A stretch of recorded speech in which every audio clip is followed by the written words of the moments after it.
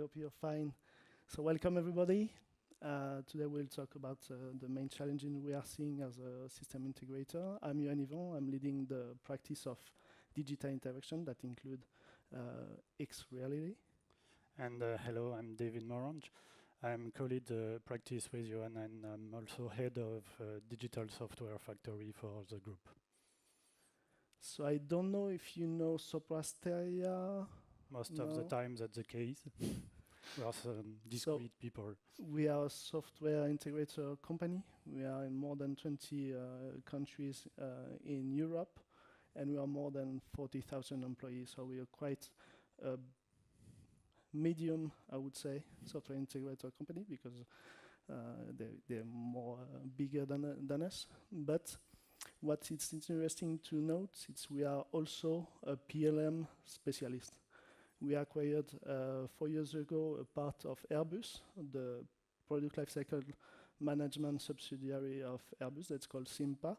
So we have a good understanding on how 3D applies to factories. So as you can understand, we start to work our clients when they want to deploy and scale solution on a real life operation field. And a few years ago, we said, well, we have done it for mobile, we've done it for the internet wave, for the web apps and things like that. And we said, well, we need to start to work on the XR field because it's the next important game changer. So we said, well, let's start to work on this and let's start our journey on X reality. Yeah, and to begin this journey, we already have some experiences on, for example, health in Norway to prepare a surgeon, manipulating a 3D model in collaboration. We also have some experiment in energy, in, for example, nuclear power plant to train people. Also dealing with digital twins, for example, with XR technology. And also in the pharma for training people in Europe. So what we see is that there is really amazing use cases that bring lots of value each time. And finally, we discussed with analysts and figure are also in the same way, with lots of traction, for example, in industry, in transportation, utilities, retail, and so on, for the next years. And what's finally, it's a good news for us, because we are system integrators.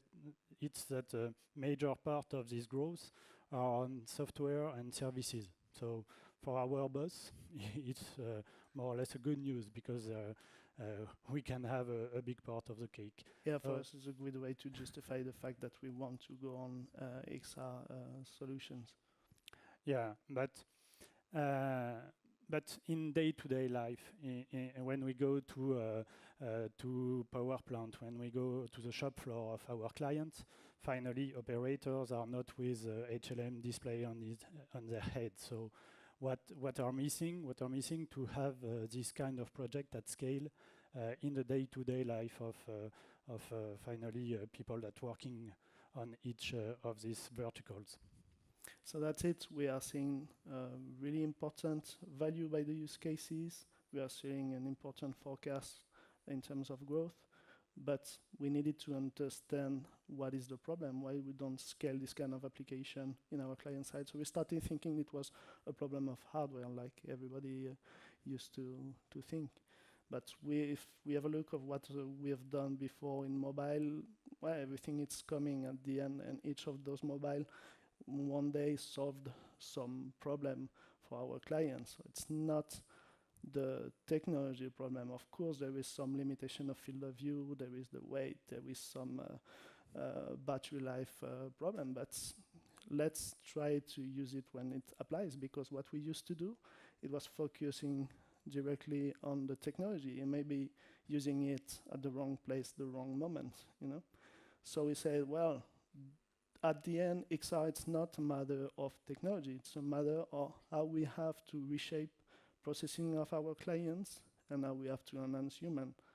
And it was something different. We used to have in Sopra Steria a lot of business consultants that really understand the problems that our client has in terms of processes, in terms of business, etc.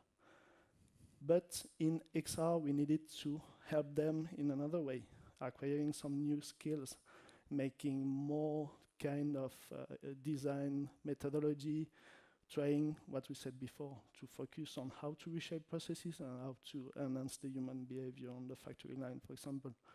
And to do that, well, we acquire a lot of new kind of profile. We're trying to work in different way with, I don't know, body storming sessions and things like that.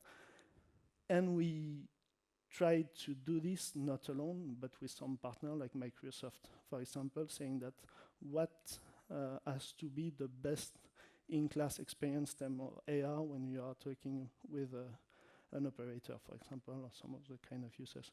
And by the fact we have been the first and the main system integrator company to integrate the mixed reality partner program from Microsoft, it's good experience for us because, as you understood, we are more software engineering, more traditional in our approach, and it has been a good step we made this year to understand better what is XR and how to deploy it on factories.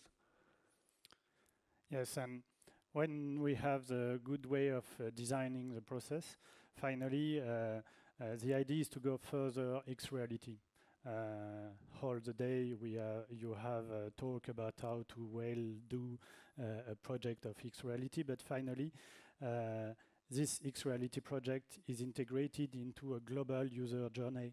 And what we have to focus is really understand the context of the user, these intentions, and identify the right services. Perhaps X-reality can be used in 10% of the global process. And to the other part, you have to use other best local devices user have around himself. So to do that, we are working actually of making ubiquitous interaction possible by building a mesh platform.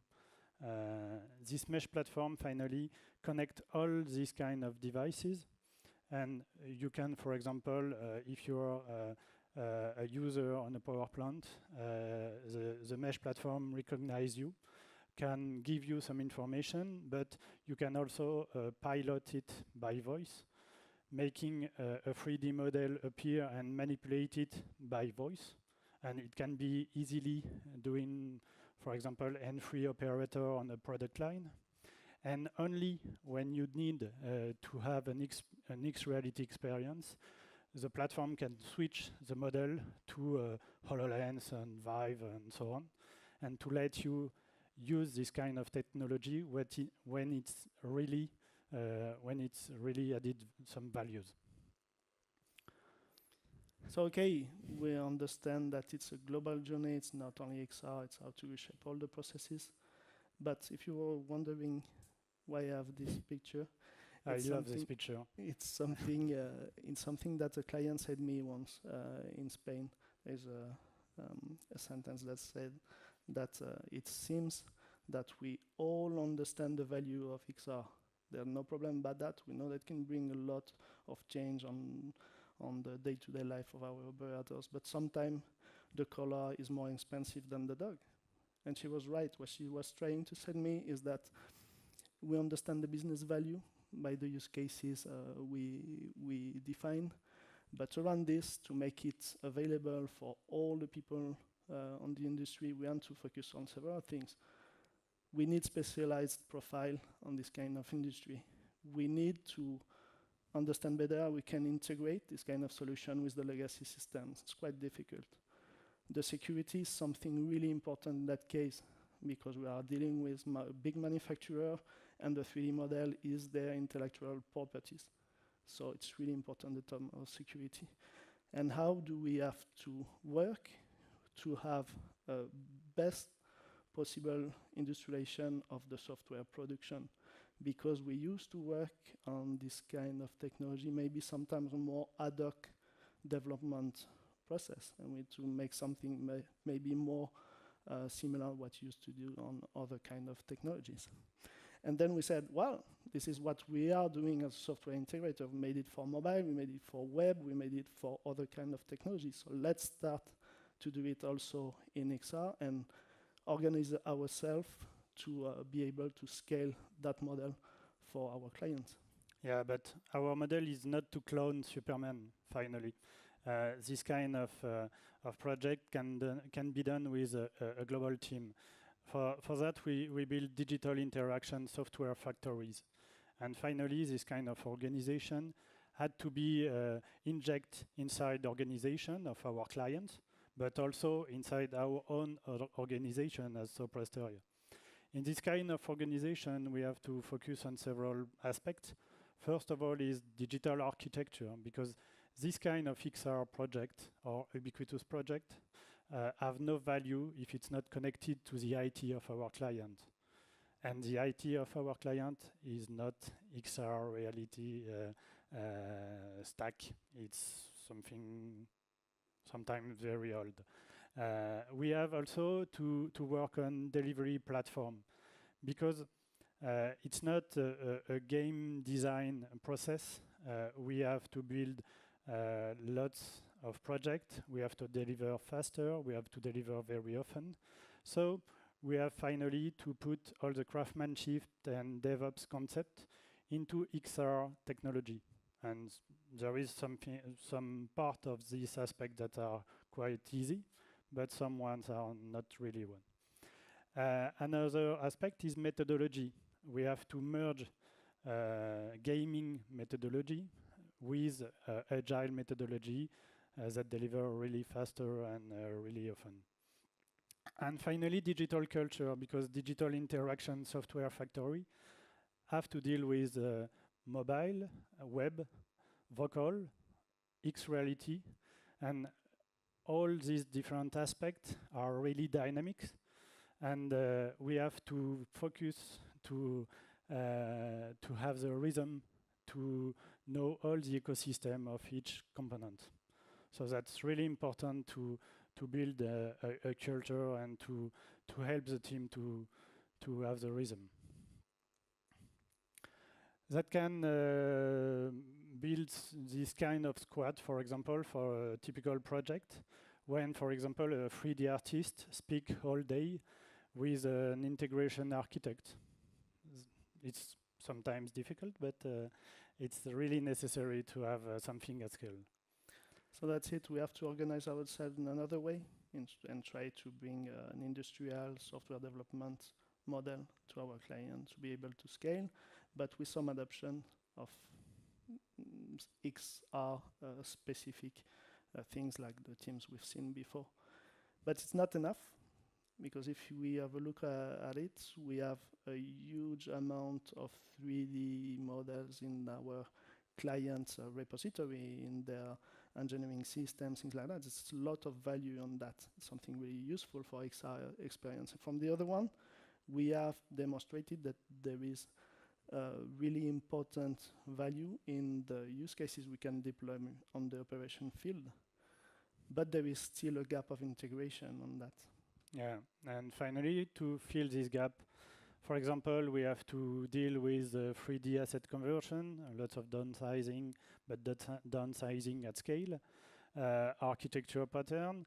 You have to deal with unified endpoint management, because there are some devices and they have to be managed as a smartphone, as laptops, and so on.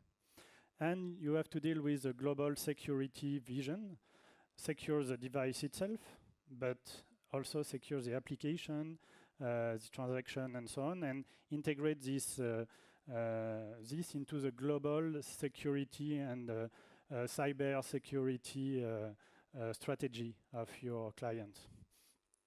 And all of this has to be done not alone.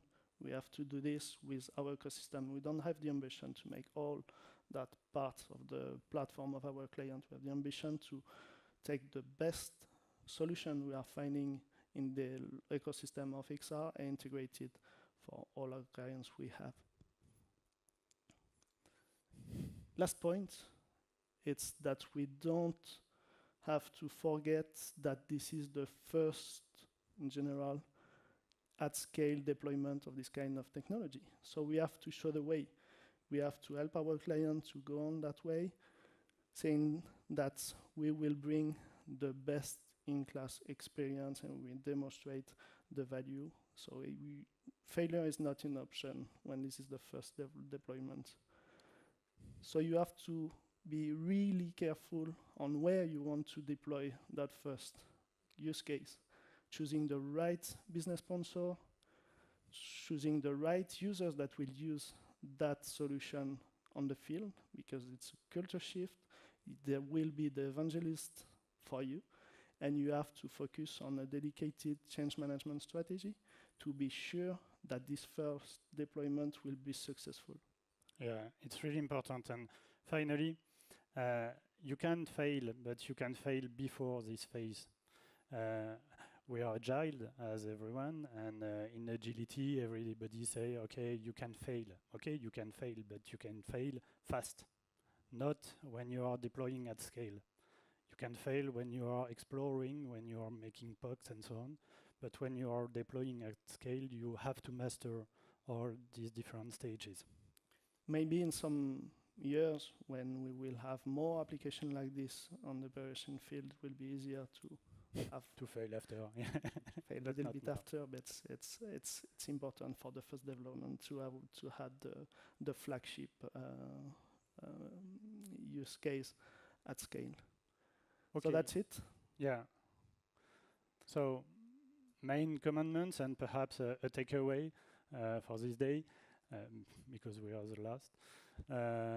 Understand benefits of technology, but focused on usage and process reshaping. It's really important to view the global process and how we can organize different things. Design global experience. Think about ubiquitous interaction approach, and focus on using X reality on the part of the process that really add value. The first thing user can give you as a feedback is, I don't want to wear this kind of headset all the day. Okay. Then industrial, the way you are building software, using some older strategy organization, but adapting it to the XR world. Work on the global adoption. Yeah, don't forget that we want to use it more, but be really careful on the first example. Yeah, and don't do it alone. Rely on the ecosystem. You are guys all specialists in a part of the global path, so we have to work together to make the better experiences. And thank you so much. That's all. That's all. Yeah. That's the end. Thank you very much, guys. Do we have any questions from the audience? Yes, please. Yep. First of all, thank you for the speech. Very nice to see that you're a software company improving this field. And my main question is, what main platforms and programming languages you use in your daily work to expand in this VR? But it depends on each part of the platform we want to build for our client. For example, there's something really important. Is the first step to how to convert CAD object to something else. This is something when you used to work with 3DXP and things like that, kind of format or things you are doing on the engineering departments need to be extracted from the engineering department to be used on all the life cycle of the product. And this first step needs a specific product. So we are working on with several partners to say, well, what is the correct way? Sometimes there's no today software solution, so we have to find a way to organize a small team to cover this step of the global process. So it depends on the piece of software you need to integrate. This is our job, trying to bring several dots and link everything together. In the factories, there is several software kits that we use on mobile that we'll try to bring to the XR world, I would say. Yeah. There's one more question. Et pour toi. Thank you for nice pictures at this time of day. What was the biggest obstacle specific to XR that you had to overcome in your experience? In our side, as a software integrator company, it's the structure of my feeling. I don't have the universal response. It's the structure of the team. As a traditional, I would say, software company, we don't used to work with a 3D artist. We don't understand his way of working. We don't know his culture, and it's not only a way of organizing the project. It's a way of making our company employee friendly for this kind of profile. So it's the shifting culture step we have done is not only a kind of organization. It's not now where we will take that point and make it this other way. No, it's trying to attract people that's not used to work in our industry because we think that they are bringing value on that. A game designer, a 3D artist, things like that. When they end their school, their university career, and say, well, we'll work in Sopra Steria, working on Java, on .NET, things like that. They don't see us as a way to develop their professional career, so we have to work a lot on that. It's not only a matter of organization, it's a matter of attractiveness. And the factories are really one possible answer, because we have to accompany our management to understand this new kind of profile. There are no business schools or no technology schools path, so it could be difficult in big company like ours.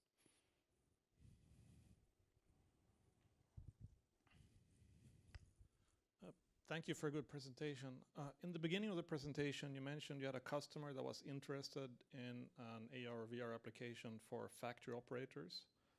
Could you say a little bit more about that? What did you recommend and what did they end up implementing in the end? Because you said they didn't want to wear any wearables.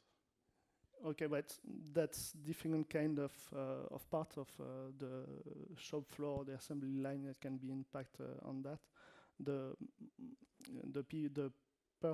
profile that are more interested in that in general, it's, for example, on designing faces, how we can use more the kind of, I would say, low-cost technology to not rely on 1 million cave to do some tests, for example. That's been the first steps we have done, saying that how we can extend and make available to designers on the engineering department some easy to use technology, and then can use all the day without needing a specific resource. Then the training, specifically in nuclear power plants or aeronautics, another part that could be really important because there is a physical need to train operators on that. And in general, this physical needs implies to book specific spaces. So we are not saying that the VR or the AR will change everything and we won't need those centers, but we can optimize the use of this physical center, maybe for aircraft or for a physical simulator of nuclear power plant, saying that we will use it when it's really required. Meanwhile, we can have other kind of session and speed up the training. This is another case. And then on the factory line, it's true that's a little bit more difficult because this is the high productive phases needed and included a small modification that can impact all the benefits of our clients. It can really change the cost of producing something. So it's maybe the part when we are seeing it can help, but until we don't have something really strongly defined and really secure to use, it's really difficult to make that step. No, that is my point of view. But there is a huge field of application. Any other question? I would have one question because I saw all the challenges you mentioned to implement this kind of technology in industry companies, security, culture, IT, etc. So do you think a company can handle this on their own without losing the focus, or do you say, okay, not because you're only working for a system integrator, there must be a third objective party supporting customers to really tackle all the different fields at the same time? In fact, it's more or less our business as big system integrators to have or to connect different components to fill all these gaps. For example, we have strong security services with cyber security, and it's our own cyber security organization, but we connect also dedicated suppliers and dedicated specialists, and that's a reason why we were in Level Virtual and we were there today, to really have a big view of each specialty, and each possible supplier for this kind of command. But it's really for a big project, and finally our client want to show a big head and perhaps a lot of people around.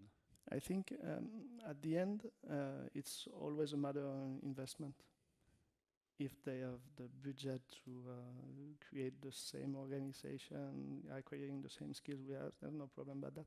But I think something is different in that case, because as it is a human-centric, there is a human-centric impact. There is something that's really interesting. It's to see how other sectors, how others kind of company are using this, to see how this is done in retail, but something that I can use on that case. Yeah. And company dedicated to their clients, to their sector, sometimes don't have this ability to see other things. And it's a special place that we have because we call it cross kind of fertilization, finally, to use best experience in a vertical to other verticals, and perhaps let a business consultant to imagine how they can bring this experience to their dedicated business. Okay. Any other question? If not, thank you very much. Thank you. It was Thank you, guys. very good to have you here. Thank you very much.